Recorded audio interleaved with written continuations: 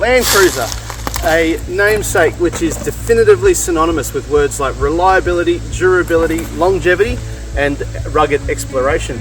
Ever since the Thies brothers brought them to Australia in 1958 to work on the Snowy Mountains hydroelectric scheme, they have been coveted and respected by Australians for generations. Whether that be dragging a house on wheels across the top end of Australia, taking the kids off to school in suburbia, or hitting the muddy tracks and ruts out in the bush, they have been an absolute staple of the Australian four-wheel drive market. Later on, the Landcruiser line split in 1960 and 1984 so that Toyota could better target different demographics of who they wanted to sell the car to. You had the normally seen, so the 70 series Landcruisers, they were the heavy duty commercial line, so you had your pickups and your larger wagons, your troop carriers, that sort of thing. The heavier duty wagons, so the larger station wagons, which started off with things like your 60 series, 80 series, 100, 200 and now the 300 series. They are the heavy duty station wagons. And then as an addition to that, they also have a light duty lineup as well, which started with the Bandera models and later progressed on to the Prado lineup that you see today. As time went on, these different lines became more individual. The heavier duty models tended to stick with things like a straight six turbocharged engine, then later progressing on to the V8s and the V6s you see today, whereas the Prado lineup tended to get shared models with things like your Hilux, your Kluger, and later on the Fortuner, mainly focusing around a turbocharged four-cylinder diesel engine. Stepping away from the facts though, here in Australia there is a pretty big divide between those who drive the heavier duty Landcruiser line versus the lighter one. Those who own and drive models from the heavier duty line tend to look at the Prado as a little bit of a toy, not quite as strong, light duty chassis, tiny engine, all that sort of stuff, and you know, a little bit of the little brother syndrome. Whereas in reverse, the Prado lineup look at the other cruisers as either they've spent a lot of money on a car that can do exactly the same thing they do, taking the kids to school in suburbia, or they've bought a car which is going to end up with rust holes in the floor with 4 tonne of hay on the back, travelling at 2 kilometres an hour through the dust for 1,000,000 kilometres. Both sides of the argument are fairly entrenched on each side of their proverbial fence, neither willing to coexist or admit that they all came from the exact same ancestor back down the line. Now Toyota have gone and thrown a bit of a spanner in the works. The 70 series Landcruiser, which for the past 16 years here in Australia has been exclusively available with a 4.5 litre turbocharged V8 diesel engine and a 5-speed manual gearbox. It is now also available for the 2024 models with a 2.8 litre 4-cylinder turbocharged diesel engine and a 6-speed automatic transmission, straight out of the Prado. So what happens when you take the beating heart out of a brand new Prado and stick it under the bulging bodywork of a 79 series? Is it still a proper Landcruiser, or is it simply a solid axle dual cab Prado? So thanks to the good people at Bunbury Toyota, they have lent me a brand new Landcruiser 79 series with the 4-cylinder and automatic transmission. I'm going to get to be able to give you my honest feedback, testing it and putting it through its paces in a variety of different situations. Hi, I'm Todd from Offroad Crusader, and this is my review of the 2024 Landcruiser 79 with the 4-cylinder and auto straight out of a Prado.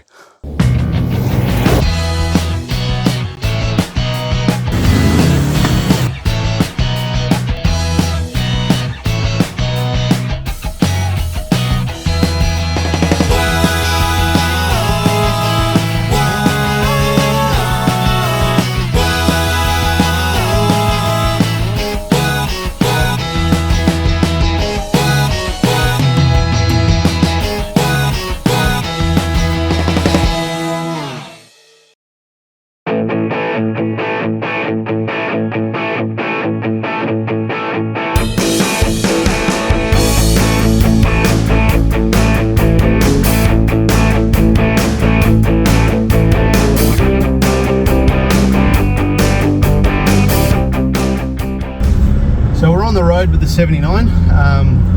We're on a bit of a back road country at the moment, up in the hills behind Burracup in WA, if you know where that is. And there's just this sort of nice twisty mountainous road, well, not mountainous, but as close as WA gets to it, where you can sort of have a bit of a bob and a weave and get used to the feel of a vehicle. My previous experience with driving the 79s, my brother owned one. I've driven a few sort of through work and other various reasons. So I have a bit of a gist of how they feel and what it's like to sort of drive one on the road and the feel of it, you know, like how you feel driving it. And for me, in the back of my head, that's where I suppose you'll find a lot of my bias towards what a Landcruiser is. It's its own scenario. It's something different from driving a normal car. There's driving a normal car, then there's driving a Landcruiser, and I think that's pretty definitive there, and that's probably where I'll base a lot of my judgment on for this vehicle. So first impressions, I mean, you've lost the manual transmission, you've got this 4-cylinder diesel. On paper, this engine makes just about the same amount of power, and I think a little bit more torque as well, compared to the V8 that usually comes in these cars. Now on paper you can say, oh well, the 4-cylinder is just as good. This engine is by no means sluggish, it's by no means feels too small for the car, but it takes a little bit more to get that power out. You do have to rev the engine to get the power out of it. Compared to where in a V8, it's effortless. As soon as you even lightly touch the throttle, you feel that wave of torque and you can use it and adjust to it as necessary. Whereas with this, it's sort of, yeah, I mean, it's a 4-cylinder engine in a larger, heavier vehicle, and you do have to put your foot down a little bit more to get the power out of it. It doesn't feel as torquey and as truck-like. You get all that torque from it, but by no means, it's smooth, it's easy. The auto transmission is a really nice way to enjoy this vehicle. There will be the purists out there who love their manuals and will swear by them and say they get the most power and all the rest out of them. Fair enough, they may do, but in my experience, the automatic transmission, it just allows you to enjoy the sensation of driving, especially if maybe you're a little bit younger and you're not quite familiar with manual transmissions, or you know, you're not interested, or you might be a bit older and you can't be bothered changing gears and wearing out your left ankle all the time with a heavy clutch or whatever it may be. So you know, the auto has a huge following and a huge market who will definitely want the automatic transmission. I can't fault it at all, leaving it in drive or putting it into manual mode, so it allows you to manually shift gears. That's good. There's probably more specialised times you might use it, but not really a hell of a lot around here in WA, in the southwest of WA anyway. So leaving it in drive, you get pretty much anything you want out of it, and if not, it's that easy just to flick the gear stick across. You're in manual mode, you can flick up and down as you need to. While driving the car, does it feel like a 79? Well, yeah, it sort of does. I mean, you look to your side and you go, yep, no, that's the old upholstered seats, and yep, there's the old wind-up window switches and the old style dash. But in front of me, I've got a smaller, more modern steering wheel. So again, it feels more like a car in there. You know, you've got a more modern, up here you've got your cameras and everything for your lane departure warnings, that sort of stuff. And due to the auto and the quiet and the smoothness of the engine, you feel like you're in a car. It feels more like a Hilux, to be honest, when you're driving it. The bonnet, when you're looking out, is huge. It's quite a large mass, and it makes you realise that you are in a big car. I think if it was more sleek, it would definitely feel more like a Hilux or something like that. But so far, like, you look at you're there, it feels like a cruiser. Look to your side, look at the interior, it feels a bit like a cruiser. But when you're looking ahead and you're sort of just focusing on the road, it doesn't feel like a cruiser. It feels like a Hilux, to be honest. For you 79 aficionados out there are a number of little details which I'm happy to say they've kept for the new Series 79. There's a very faint wind whistle coming through the door frames, which is a 79 thing. I don't know why, but it just tends to be it. So you do get that little bit of wind noise. You can hear a lot of the road noise as well. There's not a huge amount of insulation and stuff in this car, so you get that road noise, you feel like you're connected to the road, yada yada. And yeah, it also is quite rigid. These do come with heavier duty springs out of the box. They are designed to be a workhorse, so they've got heavier springs in them. It does make it quite bumpy and rigid when you're driving on the road without a load in the back. We haven't got any load in the back of this at the moment. I imagine if you had some load in it, it'd probably soften it out and be quite nice. But just out of the box, just as it is with the standard all-terrains it comes with, it is quite bumpy and not exactly the smoothest ride, especially coming from a 200 series.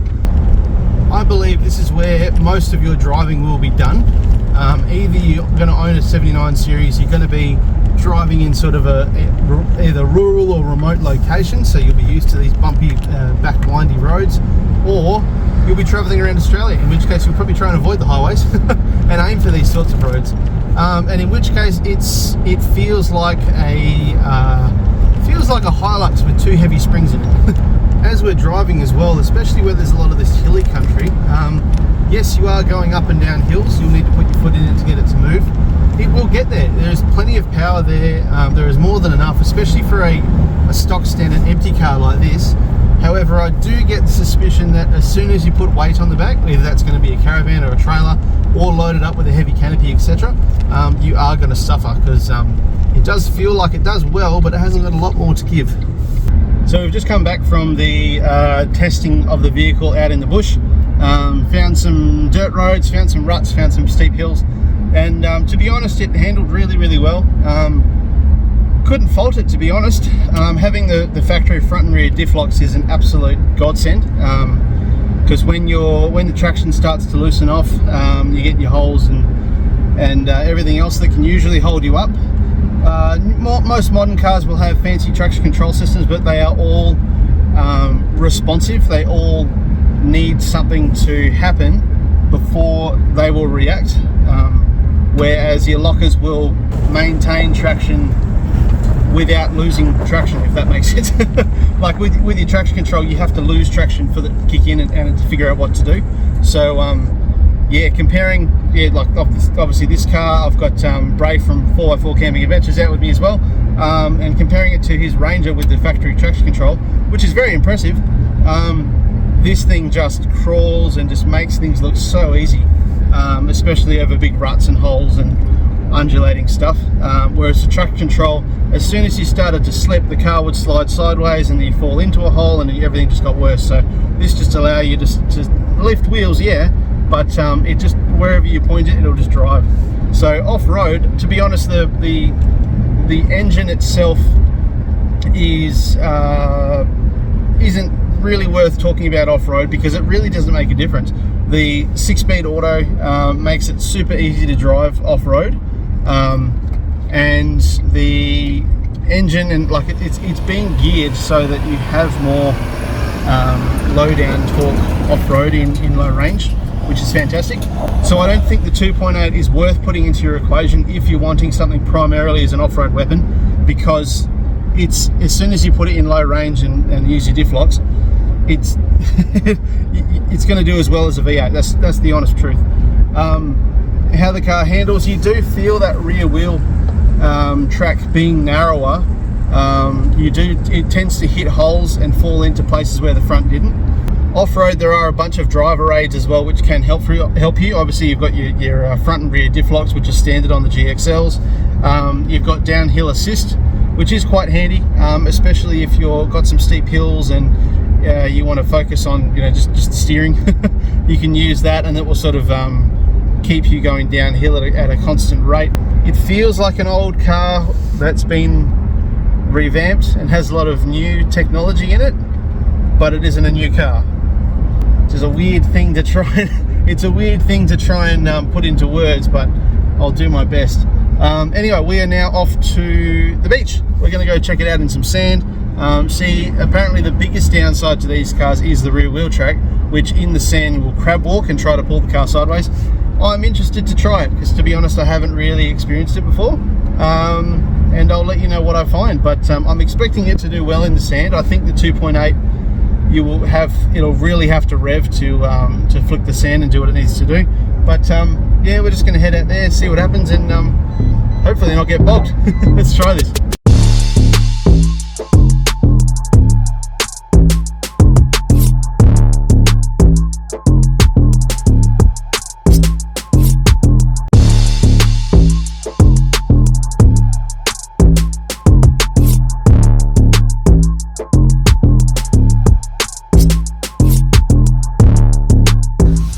All right, 79. Whoa, going down on the beach. It's a good start. Let's just go neutral. Where are we? Low range. Down, pull, neutral. Low 4, done deal. We're going to go rear locker as well, because why not? Might as well. Rear locker's in. Second start. Look at that. I've got all the lights happening now on my dash. Have a look at that. Yeah, let's get in there, mate. Bit of everything happening now. It's all go. Look at that. Let's see what happens, eh? Oh, here we go. Here comes your mate. Hang on, look, same headlights too. Yeah. He was on the trend before you were, mate. Yeah, he beat me to it. He beat you to it, mate. Oh, you're ready. Whoa, well, we're moving. We're doing something. We're not stuck yet. And we probably picked the worst time of the day to come to the beach as well, because it's stinking hot. Oh, it's the coldest it's ever been. The sun is right up in the middle of the sky, so the sand will be extra powdery.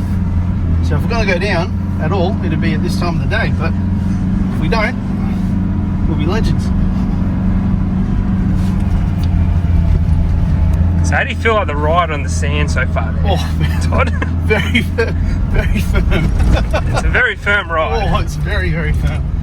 We're hoping that letting the tyres down might have made it a bit more plush, but We're on 20 psi. 20 psi, probably drop a little bit further, but even from going from 40 down to 20, it's really made no difference. So I don't see how an extra 2 or 4 psi difference is going to make a difference. But No. We'll just grin and bear it. But yeah, It's firm. Not particularly comfortable, but we are moving. I'm glad I got the action mode on the camera at the moment, because the amount of bumping we got going on, the camera's sitting still. Alright, what a we've got a bit of a yummy sand hill in front of us. I'm going to give this a whirl. This is usually a bit of a gauntlet for most four-wheel drives, so we're going to give it a go. Going to keep up. Got a great run up. I'm holding about 40 k's an hour. Sand looks quite soft, so we'll just see how it goes. How does the Hold on to your hats. rear track feel? Whoa! Hang on. Whoa. It's doing it. Jesus Christ. Well, to be honest, hang on, we're not at the top yet. Oh, jeez, we're at the top. It did do it. It did do it, and it did it quite easy. Now my next question is, why did it do it easy, and what made it easy? And is it the auto? Is it the engine? Is it the rear diff? Well, I reckon a good test of it would be, your momentum was crazy, right? So you were driving down the whole beach. But I reckon if you go down to the bottom and took off from the bushes, yep, and then just tried to sort of gain your momentum as you were going to go up a sand dune, I wonder if I'd do it then. Yeah, Rogie, let's give that a whirl, eh? Yeah. What's the worst that could happen?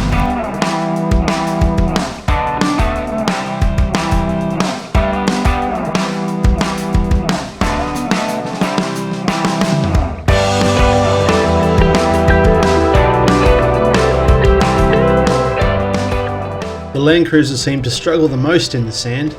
The different wheel track in the rear was always trying to carve its own tracks independent from the front, increasing the rolling resistance and making it harder to drive. The suspension was very firm, causing a very uncomfortable ride as soon as the track wasn't exactly smooth. And the engine constantly needed to have high revs to keep the momentum going in the soft sand. Plus the front diff dragged constantly in the sand and the ruts, making things a lot harder than it otherwise could have been. The beach driving doesn't seem to be the forte for this cruiser. Definitely get yourself a 200 for that one there.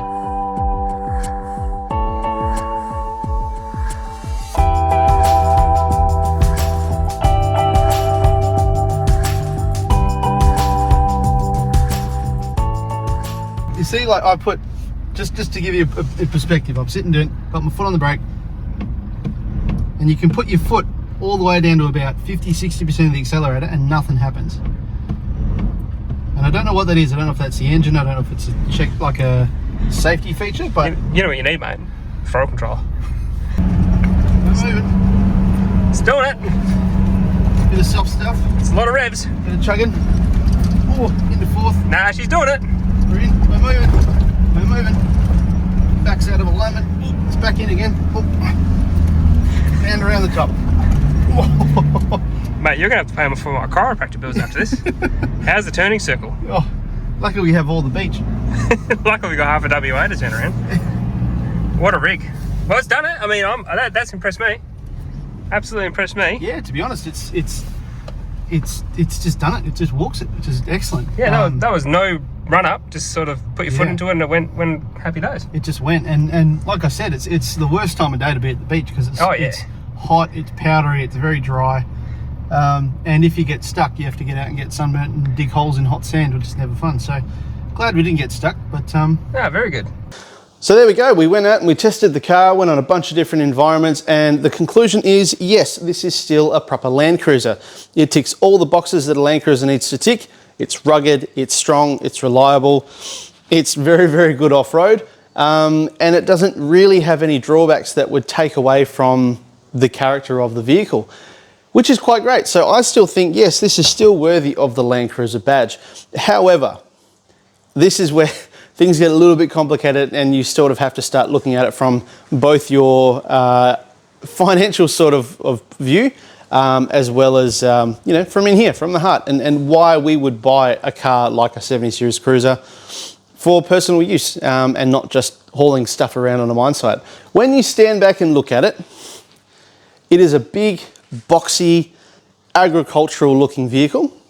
It isn't particularly well equipped, it isn't particularly luxurious, it's not particularly fast, it's not particularly set up out of the box, ready to go for hardcore stuff. You know, there's other vehicles which do that much better.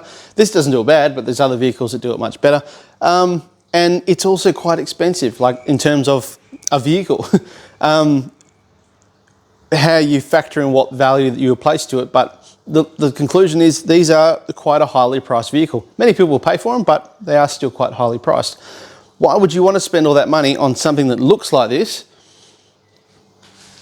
Is an open-ended question, and the real answer is because they want it. One big thing that set them apart for years was the V8 engine in the front. I want a manual V8 turbo diesel. I want to be able to put 3.5 ton on the back. I want it to be strong enough to last me 20 years, and I want to do 500,000 kilometers in it. Boom, that's the car for you. It didn't have to make a lot of sense to your accountant. It just had to be, I want it, it's gonna fit what I need it to do. I'm gonna grow for the look of it, and boom, there it is. When you take away that V8 from this car, you then end up with a very boxy shaped car with very little luxuries in it, very little in the way of comfort, and you still have to throw a bit of money at it too, to put a tray on the back or a canopy or whatever you want to do, put a bull bar on it, get your electric brakes set up, you know, maybe do a suspension lift, that sort of stuff. You still have to throw money at it. And once you start adding all that money together, you're going to be well north of 100K. So then why buy it? It then goes, okay, well, if this is not quite a V8 Cruiser, what separates it from the Hilux? It's got exactly the same motor and gearbox in the Hilux. You've got 3.5 ton towing capacity on a Hilux. Payload's a little bit smaller. You've got much more luxury. You've got much more comfort inside the car. A little bit more economical because it's not shaped like a brick. And, you know, there's plenty of accessories and plenty of people jump in those and just go around the country straight away. So why would you? And that's the question where this starts to get a little bit murky of why you would buy it. And why you would buy this car is because it has a smaller engine in it, a smooth automatic gearbox in it. Maybe people don't want a manual gearbox anymore, so they'd look at an auto. Oh, you know, not too fussed on the Hilux, boom, I'll look at this. This gives an option. You've got larger companies who look at a vehicle and say, I want this, you know, great vehicle, the 70 series, but the V8 is too big for our options, you know. We're just doing 40 Ks around a mine site. Why do we need a turbocharged V8? So boom, this then fits the bill as well. There are plenty of people who will buy this car, but it loses a lot of that magic. I want to say magic, but also uniqueness, the personality that made it a unique and desirable vehicle, which was the V8. And it was a special vehicle all on its own little plinth that was different from the rest. When you take away what made it different, it's hard to think of things that kind of make it desirable, but you know, is what it is. So look, I'm really happy with the vehicle. In my brain, it's really one of those compromise vehicles where not everyone's 100% happy, but everyone's not sad, which is really, I think, what they're after with this vehicle. So thank you very much for watching this review. I hope it's been helpful for you. I've had a really good time making it. Thank you very much to the awesome people at Bunbury Toyota for lending me the vehicle to try it out and give my honest feedback on, because I've really enjoyed it, and hopefully we'll do some more of this sort of stuff in the future. If you agree or you didn't agree with what I said in this review, leave a comment down below and let me know, and let's have a discussion. I always really like getting into the comments section, talking to you guys and figuring out, you know, I may have overlooked something, or this is better, or actually I have done a good job. That's always nice to hear. So yeah, look guys, this is the end of this video. If you want to support the channel further, head down into the description. There is a link for a merch page where you can get cool shirts like this one, as well as stickers. And there's going to be some new stuff coming in the new year as well. So thank you very much for watching. We will see you next time on